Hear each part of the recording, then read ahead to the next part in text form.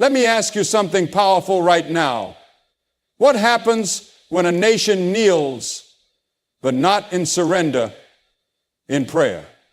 What happens when the oppressed rise, not with hatred in their hearts, but fire in their souls? Courage rooted in faith is not ordinary bravery. It is a divine force that transcends fear, surpasses logic, and silences doubt. It is the kind of courage that doesn't arise from weapons, money, or numbers, but from an unshakable belief that what you stand for is righteous and true. When a person or a nation moves with such faith-driven courage, the entire atmosphere shifts. Heaven leans in, earth pauses, and even those in power take a step back and ask, who are these people? And what is this fire they carry? Faith is not just believing that something might happen.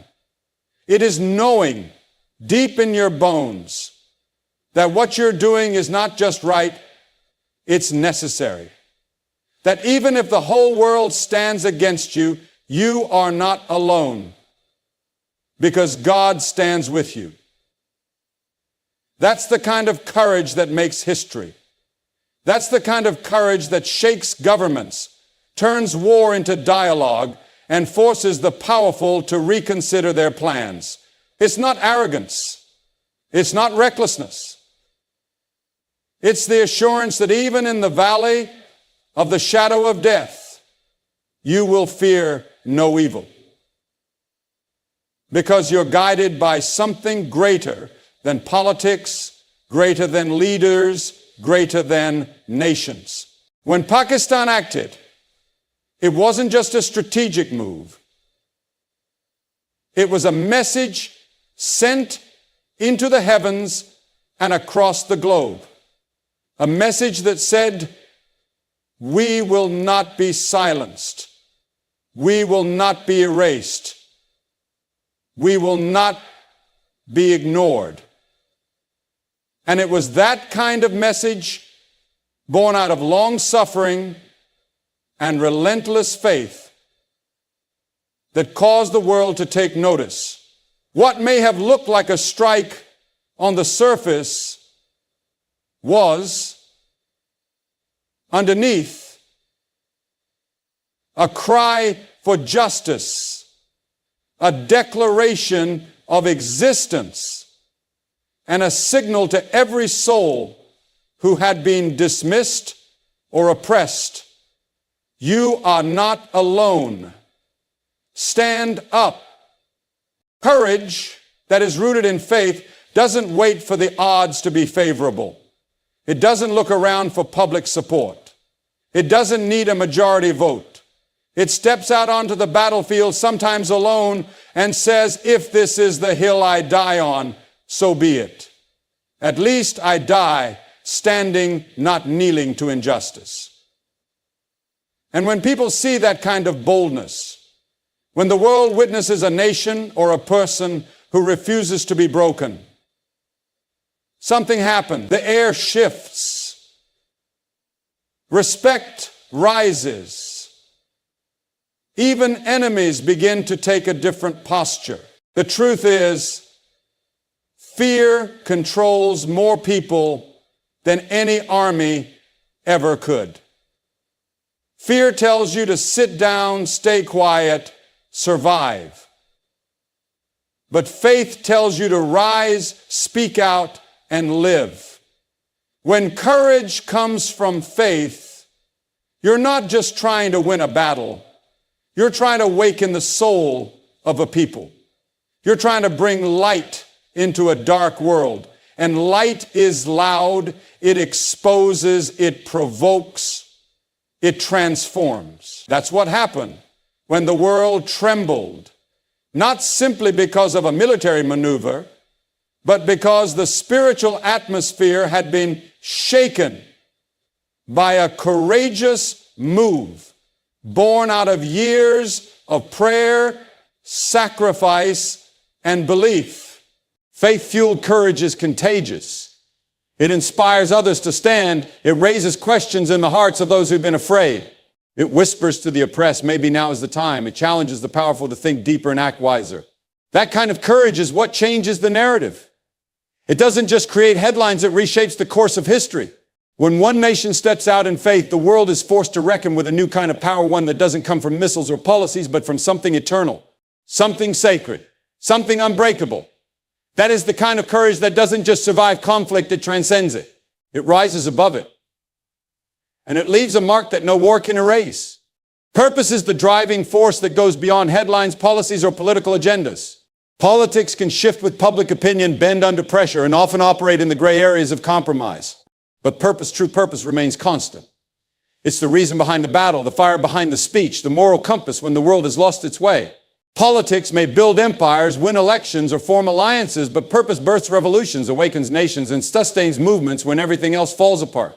Purpose begins where politics ends. Political moves are calculated, designed to win favor, gain control, or preserve power. But purpose doesn't calculate, it convicts. It doesn't ask, what will make me look good? It asks, what is right? When Pakistan made its strike, it wasn't just a political act, it was a moment of purpose erupting from years of pain, suppression, and indignity denied. It was a nation no longer willing to be defined by the narratives written by others. That kind of movement isn't just a reaction, it's a revelation. It's the emergence of a deeper meaning, one that transcends policies and geopolitical maneuvering. In politics, people often become pawns, but in purpose, people become the reason. Purpose fights for the voiceless. It stands for justice when silence is more comfortable. It speaks truth when truth is inconvenient. That's why leaders who move by purpose threaten the status quo, because they can't be bought, they can't be swayed by popularity polls, and they don't need permission to act. They answer to a higher calling, something spiritual, something eternal. Purpose does not wait for a majority vote. It stands even when standing alone is the only option. When a people act with purpose, it terrifies systems built on control. Because purpose cannot be negotiated, it demands recognition. That's why when the world watched a potential war unfold, what truly shook them wasn't just the firepower or the headlines. It was the unmistakable sense that something deeper was moving underneath, something ancient, something powerful. A cry for justice wrapped in action. A nation reminding the world that it was not a footnote in someone else's story, but a voice in its own right. You can't legislate purpose. You can't contain it within borders or frame it inside political rhetoric. Purpose will outlive regimes. It will rise in the face of bombs. It will speak even when silenced. And when someone acts out of purpose, the ripple effect is immediate. Others are awakened. Others begin to question the lies they've been fed.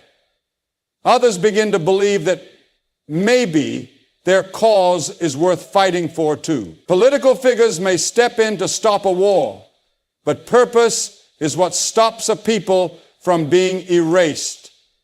It's what makes them rise up again and again, even after defeat. Purpose fuels resilience. It gives meaning to the sacrifice, context to the struggle, and identity to the oppressed. And unlike politics, which often seeks to preserve itself, purpose seeks to transform. It doesn't settle for temporary peace at the cost of dignity. It doesn't trade freedom for comfort. It knows that real peace is not the absence of conflict. It's the presence of justice. When a nation moves by purpose, even its enemies respect it. Because there's something unshakable about conviction. You can't fake it. You can't mimic it with speeches or diplomacy. It's either in you or it's not. And when the world sees it, when the world witnesses a people who are not moved by fear or fame, but by purpose, everything changes. The conversation shifts. The narrative is disrupted. And suddenly, what seemed impossible becomes inevitable. Because the world may ignore politics, but it cannot ignore purpose. It can dismiss opinions, but it cannot dismiss truth. Politics may make the rules, but purpose breaks the chains. True change doesn't come from eloquence alone. It doesn't arrive with speeches, promises, or declarations posted on walls or broadcast through microphones. Change is not born in comfort zones or conceived in boardrooms. It is born in movement, in risk, in sacrifice. Words can spark a fire, yes, but it is action that keeps it burning. History is filled with men and women who spoke passionately, but it remembers those who moved, who stepped into the fire, who risked everything for what they believed. It is easy to speak when there is applause. It is easy to declare ideals when there is no cost attached. But true change is not measured by the words spoken in safety. It is measured by the courage shown when the stakes are high. Pakistan's strike was not a line in a speech. It was a decision. It was action. It was a declaration, written not in ink, but in resolve. It told the world, we are not just speaking anymore. We are moving. And in that movement, a message was sent that no amount of diplomatic chatter could replace. Words can inspire, but they can also deceive. They can be polished, rehearsed, and empty. Action, on the other hand, reveals intent. It tells the truth. When a people rise up, not just with slogans, but with strategy, not just with chants, but with commitment, the world pays attention. Because action costs something. It demands something.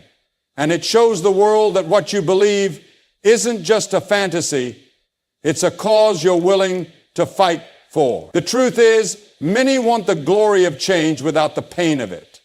They want the spotlight without the burden, the result without the process.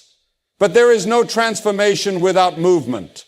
There is no justice without disruption. Every real change in history required someone to stop talking and start doing. Whether it was walking across a bridge, standing in front of a tank, or resisting a regime, change came when someone decided that enough was enough and acted on it. Pakistan's action didn't just alter military calculations. It changed the narrative. For years, the world may have looked on and whispered. It may have doubted, debated, or dismissed. But action silences speculation. It forces a reaction. It removes neutrality. The moment movement enters the picture, everyone has to choose a side. And that is when real change begins. When the status quo is no longer comfortable. When silence is no longer safe. When inaction is no longer an option. You can negotiate words, but you cannot ignore action. It's easy to dismiss a complaint, but hard to dismiss a movement. That's why action is dangerous to those who benefit from injustice. Because once people move, once they rise and act with purpose, they become unstoppable. You can imprison voices, but you cannot imprison the will of a people who've tasted purpose through action. You can try to contain them, but the momentum of truth in motion cannot be held back. Action also demands clarity. You have to know what you believe. You have to be willing to risk something. You can't act boldly if you're uncertain inside. That's why the most powerful movements are not only physical, they are spiritual. They come from a place of deep conviction, from a fire that no speech can fully explain. It's something that lives in the bones, The world is tired of empty promises, tired of polished statements with no substance, tired of leaders who say the right thing but do nothing. What the world needs is people who will act, not recklessly, but righteously. People who understand that words are seeds, but action is the harvest. Who know that real change is not given, it is taken. Through persistence, through faith, through movement. Because while words may echo for a moment, actions echo through generations. You don't have to be mighty to make a miracle. You don't need an army behind you, or a throne beneath you, or a title in front of your name to change the world. The greatest movements in history did not begin with the mighty, they began with the willing. They began with the overlooked, the underestimated, the brokenhearted, the brave. Miracles don't require power, they require faith. They are not born in palaces, they are born in the struggle, in the quiet decisions of the unknown who dared to believe they could do something that mattered. You don't have to be mighty to make a miracle. You don't need an army behind you, or a throne beneath you, or a title in front of your name to change the world. The greatest movements in history did not begin with the mighty, they began with the willing. They began with the overlooked, the underestimated, the brokenhearted, the brave. Miracles don't require power, they require faith. They are not born in palaces, they are born in the struggle, in the quiet decisions of the unknown who dared to believe they could do something that mattered. When Pakistan rose, it did not rise as a global superpower. It did not have the backing of every major nation or the approval of the global elite. But it had something more potent. It had belief. It had purpose. It had a people who had suffered long enough and decided they would not bow down anymore. That kind of determination, quiet, resolved, unshakable, makes the earth tremble more than missiles ever could. Because it speaks a language the world cannot ignore, courage without conditions. You don't need a crowd to make an impact. You don't need resources beyond reach. All you need is a cause you believe in so deeply that fear loses its grip on you. Miracles are not the reward of the powerful, they are the result of faith in action. They happen when people say, even if I have nothing but my voice, I will speak. Even if I have nothing but my feet, I will march. Even if I have nothing but my feet, I will still rise. That kind of spirit moves mountains. That kind of boldness cracks the ground beneath systems that oppress. Power can intimidate. It can threaten. But it cannot stop a soul on fire. It cannot silence a heart that knows what it was born to do. The mighty often become victims of their own fear, protecting what they've built. But the miracle makers, they have nothing to lose but their chains. And that is why they win. That is why miracles are birthed through their pain and persistence. Because they are not trying to impress the world. They are trying to wake it up. If you look closely at every miracle in history, it started with someone nobody expected. Someone too young, too poor, too unqualified. But the one thing they had was vision. The one thing they carried was resolve. That is what makes a miracle. Not the size of your army, but the size of your heart. Not the weight of your crown, but the depth of your character. When you step forward in faith, without waiting to be ready, the universe takes notice. The winds shift. The ground responds. Heaven sends reinforcements. Miracles aren't reserved for the mighty. They belong to the courageous. They happen for the ones who dare to move with nothing but belief in something greater than themselves. When the faithful move, the powerful take notice. Not because the faithful have more weapons, not because they hold the seats of government or sit on financial empires, but because there is something about the movement of the faithful that disturbs the atmosphere. It unsettles the ground.